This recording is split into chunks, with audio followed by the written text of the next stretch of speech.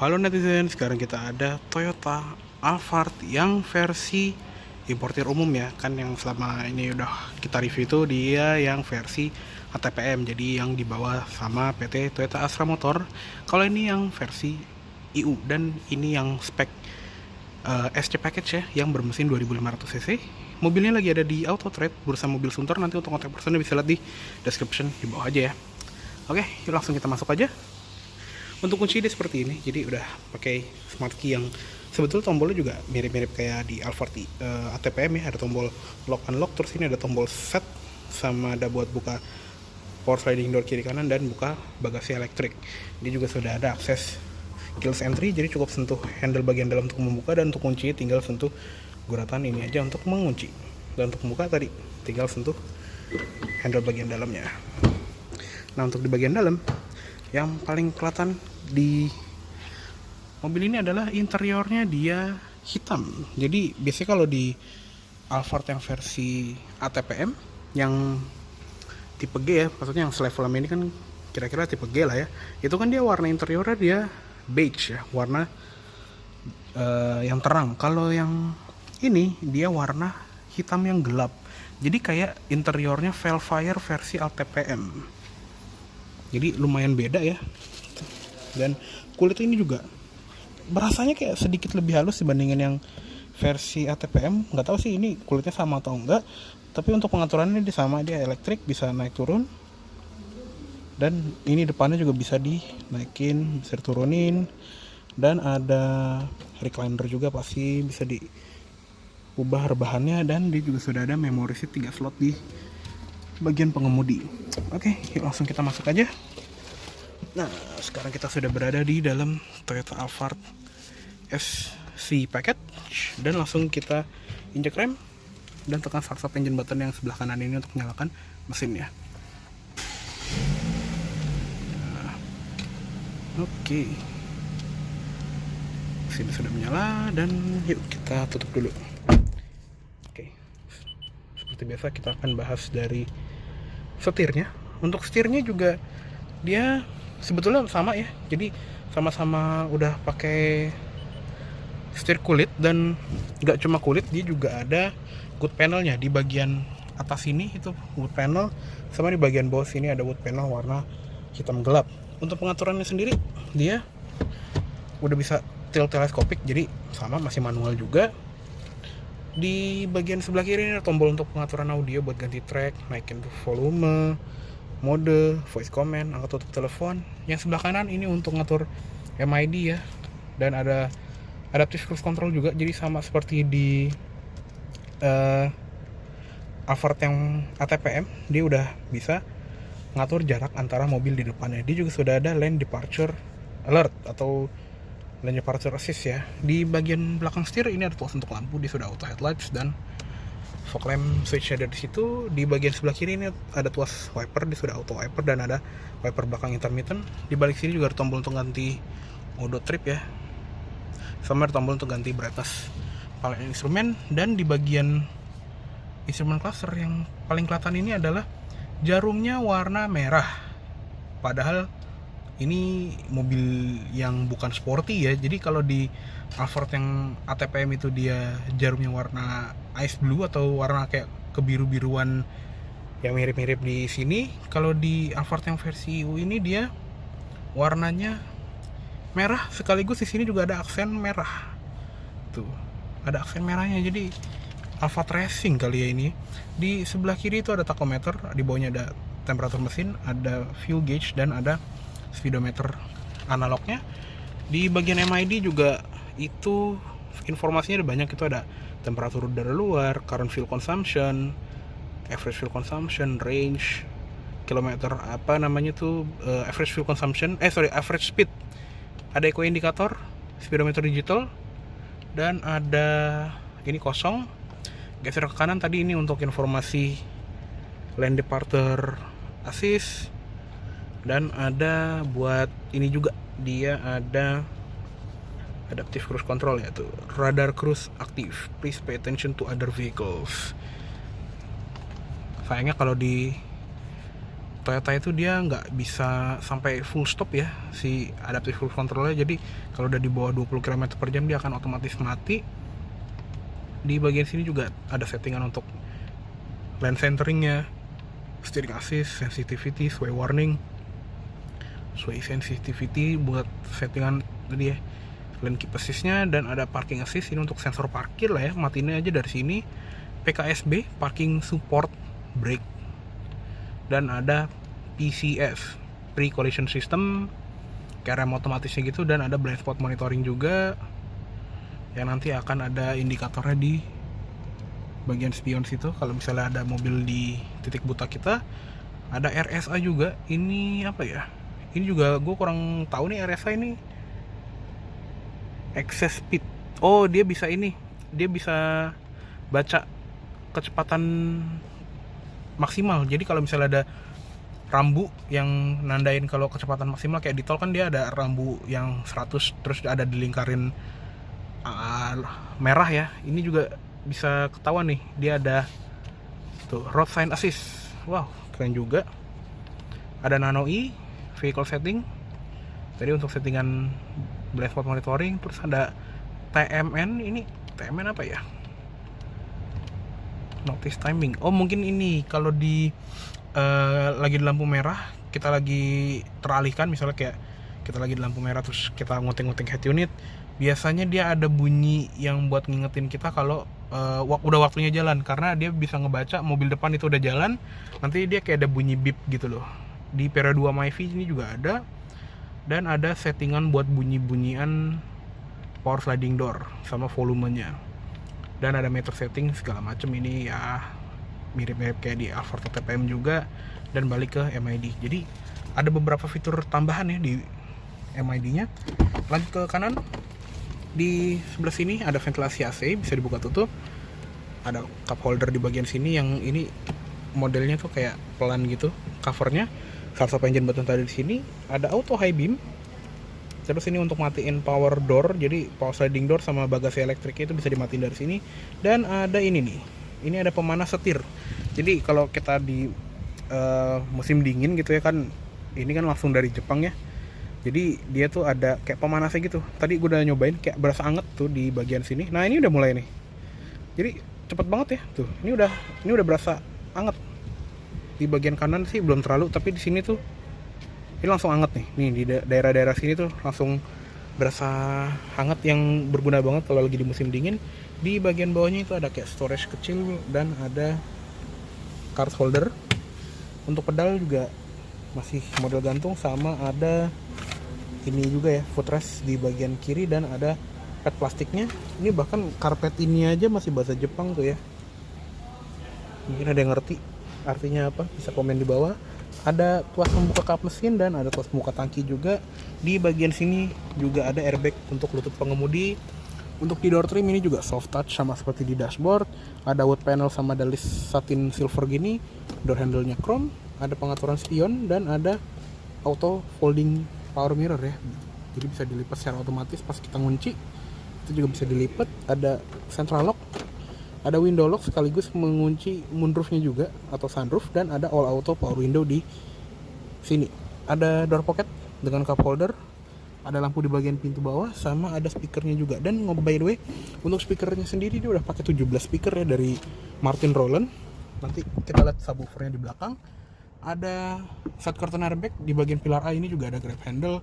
Di sini grab handle, ada seat belt height adjuster. Untuk sun visor pengemudi juga ada card holder, dan ada vanity mirror plus lampu juga ya.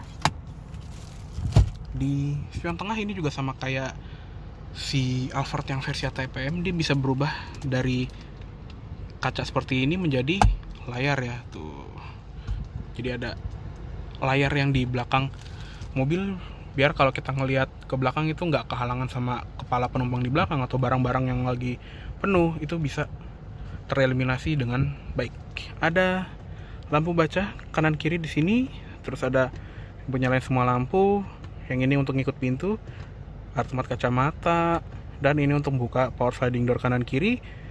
Ada tombol untuk membuka sunroof belakang, dan ada tombol untuk membuka bagasi. Dan di sini juga ada kayak semacam SOS gitu ya. Yang uniknya dia tuh dia di cover sama mika gini loh, jadi biar kita tuh nggak sengaja mencet ya. Jadi ini kayak SOS emergency calling gitu ya. 通話エリア外です。 Wih, 緊急通報はできません。 wah, 通話エリア外です。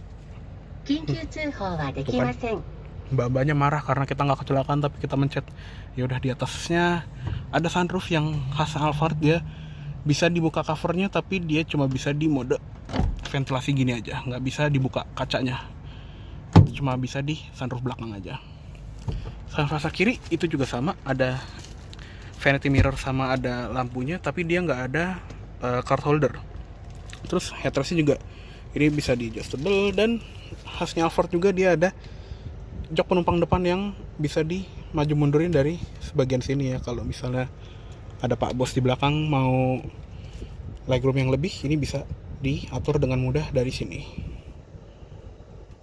Oke, untuk head unitnya dia pakai head unit dari Jepang gitu ya, tapi dia modelnya Android. Ini contoh, ini masih bahasa Jepang, dan ini ada home-nya.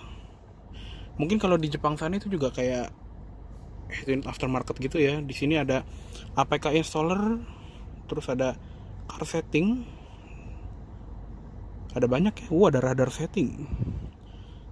Jadi bisa ini juga ya, ada tire pressure monitoring system, cuma ini nggak ada sensornya mungkin. Dan dia juga sudah ada kamera 360 yang lihatnya dari mana ya, ada view. Oke, dia ada GPS-nya gitu buat trip komputer atau MID ala-ala. Mungkin kalau kita pencet hazard kayak kamera aftermarket, nah bener kan, tuh dia ada kamera dari atasnya. Dan bentar, ini spionnya dilipet sih jadinya ngaco. Nah tuh dia, ini ada top down view, ada kamera kanan, kamera kiri, terus cara konfigurnya gimana. Nah ini kalau kita stand kanan itu juga ada langsung kamera kanan doang. Kalau kita ganti stand kiri itu jadi kamera kiri. Dan kalau kita matiin stand dia jadi kamera depan. Kalau kita masukin mundur, nah dia jadi kamera mundur. Oke, keren juga. Di bagian bawah ini juga ada panel-panel tambahan ya. Kalau di versi ATPM ini kan jadi laci penyimpanan, tapi kalau di sini tuh dia jadi ada tombol-tombol dan knop-knop buat volume. Terus ini ganti channel radio. Dan ada, bentar, ini radionya karena ini radio Jepang. Apakah dia dari 76 sampai 90? Oh enggak, ternyata udah di ini ya, udah sesuai sama frekuensi yang luar Jepang. Jadi enggak ini ya, enggak terbatas si frekuensi radionya. Di sebelah kiri juga ada input USB, SD card, dan SD card untuk GPS. Di bagian bawahnya untuk panel AC ini masih mirip-mirip sih seperti Alphard yang ATPM, jadi udah dual zone. Di sini untuk temperatur pengemudi, temperatur penumpang, ada buat matiin dual zone-nya. Dan untuk fan speed-nya ini dia model sentuh. Ini juga ada buat arah AC ke muka, ke kaki, dan ke defroster depan. Sama ini untuk ngatur AC belakang. Ada mode AC, sirkulasi udaranya juga bisa ditutup full, dibuka full, atau auto ada matiinnya, dan ada auto climate. Di bagian sini juga ada tombol untuk ngatur jam. Ada defroster depan, defogger belakang. Di tengah ini juga ada tombol untuk electronic parking brake ya. Ada auto brake hold-nya juga. Sama ada untuk mematikan traction control serta stability control, dan ada eco mode-nya. Untuk transmisinya juga dia sama seperti Alphard yang tipe G 2500cc yang versi ATPM ya. Dia CVT dengan mode sequential 7 speed. Dan di bagian sini juga ada heated and ventilated seat untuk kedua jok depan ya. Di sini untuk ngepanasin, dan untuk dinginin itu tinggal putar ke kiri. Sama juga yang untuk knob kiri ini juga untuk yang sisi penumpang depan. Kita matiin aja. Terus di sebelah shifter ini juga ada tempat penyimpanan yang dalamnya ada bludru. Di bagian tengah sini juga ada tempat yang rata gini kayak buat naruh handphone, ada kunci, ada 2 buah cup holder juga di sini. Dan ini separator bisa dilepas biar jadi storage yang lebih gede. Terus di bagian center console ini juga sama seperti yang Alphard ATPM. Dia bisa buka dua arah, dari kanan atau dari kiri, kayak Mercedes-Benz S-Class ya. Tapi dia nggak ada wireless charger yang di atas ini ya. Jadi yang di ATPM itu juga ternyata itu kayak ada supplier sendiri. Jadi itu bukan dari pabriknya Toyota yang di Jepang. Itu istilahnya dipasangin pas udah nyampe di Indonesia gitu loh. Ada power outlet juga di bagian sini, dan di bagian bawah itu juga ada kayak lapisan karpet atau bludru gitu. Cukup keren. Dan untuk glove boxnya itu bisa dibuka dari sini. Dia juga dalamnya ada kabel lagi, sama ada 2 buah kabel gitu ya, ada warnanya beda, sama ada ini juga nih dalamnya, dia bludru. Yang versi ATPM kayaknya masih plastik gitu ya, atau udah bludru juga, gue juga lupa. Oke, cukup segitu aja untuk di bagian kabin depan. Yuk sekarang kita lihat ke kabin belakang. Sekarang kita lihat ke kabin belakang. Nah, sama seperti di jok depan, jok belakangnya ini juga warnanya hitam, jadi bukan beige seperti Alphard tipe G yang ATPM. Dan langsung aja kita masuk yuk. Oke, kita tutup dulu. Dan untuk di belakang ini juga dia pengaturan joknya itu sama seperti di Alphard yang tipe G ATPM ya. Jadi dia itu tombolnya ada di bagian sini. Ini di bagian sini untuk recline, dan ada juga tombol untuk buat ngerebahin ini ya. Ada leg supportnya gitu nih, kita pakai yang di sini aja. Ini juga sama, tombolnya dari dalam. Dia juga ada ini ya tuh, ada leg supportnya. Jadi kita bisa angkat-angkat kaki gitu ya sampai selonjoran. Bisa dilipat juga kalau misalnya kita nggak suka. Seperti itu. Dan untuk slidingnya itu dia manual di sebelah kanan sini. Jadi ini bisa dimajuin sampai bener-bener nabrak jok depan, atau kita mundurin sampai full. Sampai full aja segini ya, gue bisa beneran ngangkat kaki nih dari sini. Jadi untuk soal reglum itu dia nggak terganggu ya. Di sini juga ada cup holder untuk masing-masing jok ya. Dan bedanya sama yang versi ATPM, dia itu di sini kan tombolnya cuma pengaturan jok aja ya, dia nggak ada heated seat. Kalau yang versi ATPM itu ada heated seatnya di bagian jok kanan sama jok kiri. Jadi ini yang versi di bawahnya. Ada ini juga meja yang bisa dilipat, ada 2 buah cup holder di depan sama di belakangnya, dan ada tempat rata yang buat naruh barang. Bisa dilipat juga kalau misalnya kita mau masuk ke baris ketiga. Dan untuk headrestnya juga ini dia ada kayak kupingannya gitu loh, jadi bisa meluk kepala kita biar kalau lagi tidur tuh kepalanya nggak geser ke kanan kiri ya. Lanjut ke atas, ini juga ada pengaturan AC yang sama kayak Alphard. Kebanyakannya ada tombol untuk temperatur di sini, ada auto climate, off, dan ada tombol untuk membuka sunroofnya juga. Nah, kita tutup aja lah, panas. Untuk fan speednya ada di sini. Arah AC juga bisa diatur mau ke muka atau ke kaki, dan ada ini nih, ada lampu ambient dan warnanya juga bisa diganti-ganti. Dia ada 16 warna ya, dan brightness juga bisa diatur 75%, 50%, 25% atau mati. Di belakang ini juga ada speaker di sini, bagian sini ada speaker lagi. Bahkan sampai belakang situ juga ada speaker ya. Tuh kiri kanan, jadi banyak banget speakernya. Untuk di atas ada ventilasi yang buat ngarah sini, ada lampu baca juga. Jadi dia nyorotnya ke pas di pangkuan gitu loh kalau kita mau baca. Dan sama seperti ambient lightnya juga ada level warna, level keterangan ya. Ada 100%, 50% dan seterusnya. Ada grab handle di sini sama ada gantungannya juga. Untuk penumpang belakang juga sama, ada lampu baca sendiri, bisa diredupin, dan ada ventilasi AC untuk di belakang. Series curtain airbag sampai belakang. Di pintu ini juga ada ini nih, kalau misalnya kita kurang adem, dia ada tirai tambahannya biar lebih adem. Untuk di door trim ini juga soft touch, ada wood panel di sini, ini juga soft touch. Stage power window ada di sini, dan dia turunnya cuma segitu doang ya. Oke, dan ada speaker lagi di sini. Di bawahnya lagi ada speaker, ada cup holder, dan tadi ya, dia bukanya dari sini secara elektrik, serta ada grab handle juga di bagian sini. Yang ini dilapis kulit loh. Jadi kalau ada manula yang nggak kuat untuk naik sendiri gitu, dia ada pegangannya biar lebih mudah.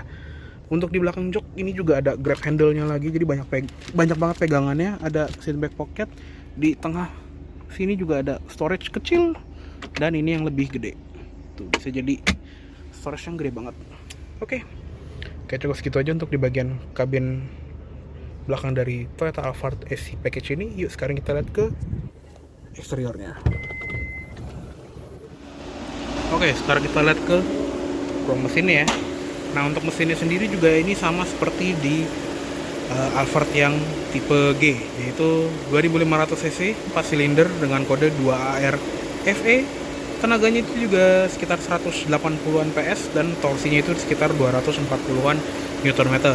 Dan transmisi juga sama, CVT dengan mode sequential 7 speed ke roda depan.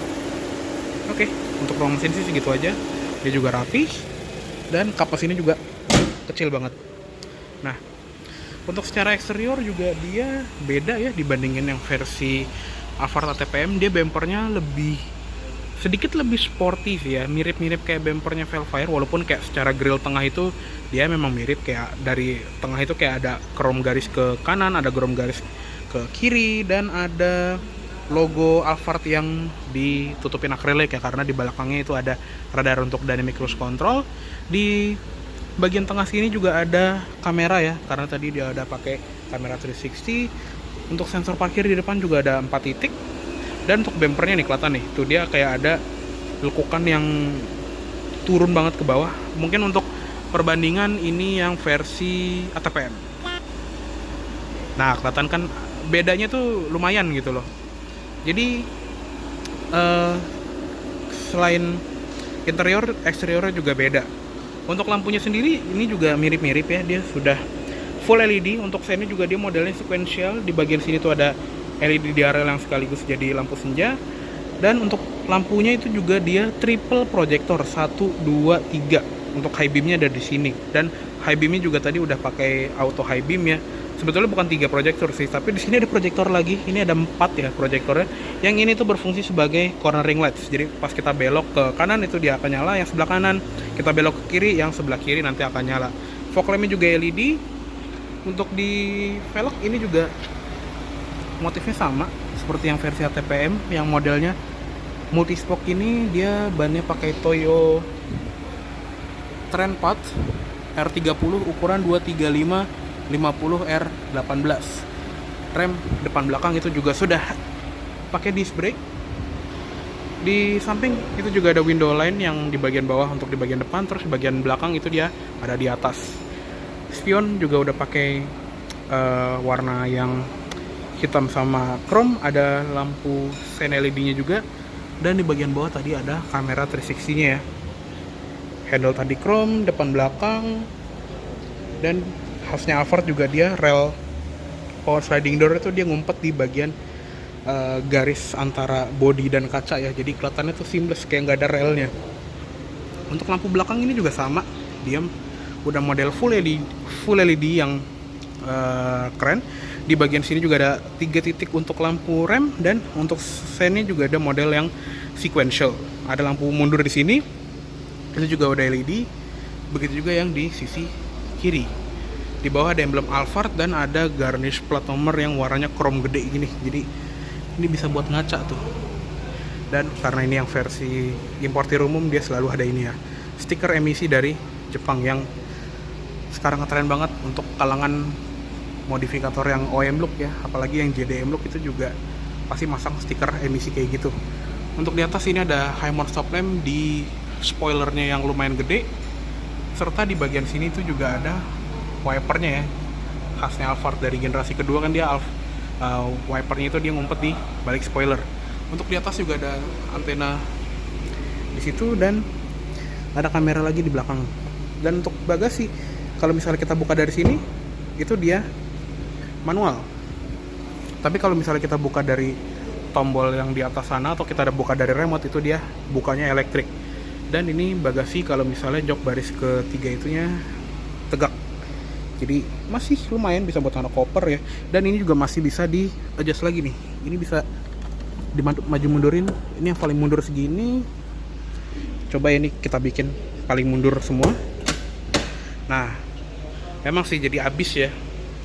Dan dia juga bisa dilipat untuk bagasinya. Ini yang pertama, ini kita lepas headrestnya dulu. Jadi untuk belakang ini juga dia bisa dimuatin 3 orang. Dan ini armrestnya kita angkat. Caranya itu kita tarik yang tuas nomor 1 ini, kita tarik ke sini, dan ini kan ada garis nih. Ini kita sejajarin sama marker yang ada di situ tuh. Nah itu kan ada kayak garis gitu. Kalau misalnya ini udah sejajar, baru kita tarik tuas nomor 2. Nanti sekali tarik, nah tuh dia akan langsung ngangkat. Cuma sayangnya mentok sama jok baris kedua ya. Dan kalau misalnya udah ngangkat, dia tuh akan kayak ketahan secara otomatis gitu loh, karena dia udah pakai per ya tuh. Begini aja tuh dia kayak ngambang gitu, kayak ketahan. Ini kita digelekin lagi aja. Jadi fleksibel banget ya, bisa diatur maju mundurnya. Untuk seatbelt belakang ini juga udah 3 titik. Bahkan yang tadi untuk penumpang tengah ini juga ada di atas ini. Ada ininya juga nih, speaker untuk di belakang, dan ada lampu bagasi kanan kiri. Dan di bagian bawah si jok ini juga ada underfloor storage ya, ini untuk nyimpan ban serep space savernya. Dan yang sebelah kiri itu juga ada subwoofernya tuh dari Martin Roland.